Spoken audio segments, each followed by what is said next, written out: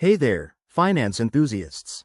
If you're using Honeydue to keep your budget in check, you know how crucial it is to have your bank connections up to date.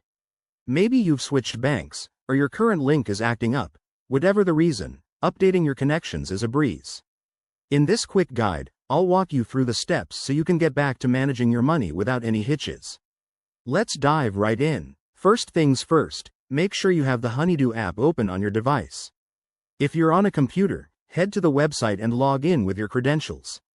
Once you're in, take a moment to familiarize yourself with the dashboard. It's user-friendly and designed for folks just like you who want seamless financial tracking. Now, navigate to the Settings menu.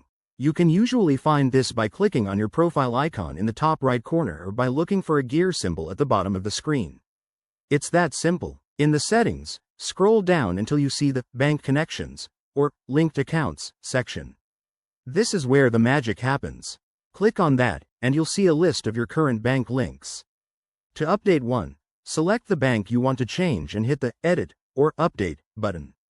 If you're adding a new bank, look for an Add Account option. Honeydue will prompt you to enter your bank's details, like your login username and password.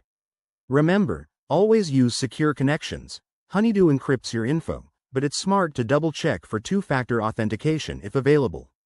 After entering the details, the app will verify the connection. This might take a minute or two, so grab a coffee while it works its tech wizardry. Once it's verified, you'll get a confirmation message. Hit Save or Confirm, and you're all set. And just like that, your bank connections are updated and ready to go. This keeps your transactions syncing accurately, helping you stay on top of your finances.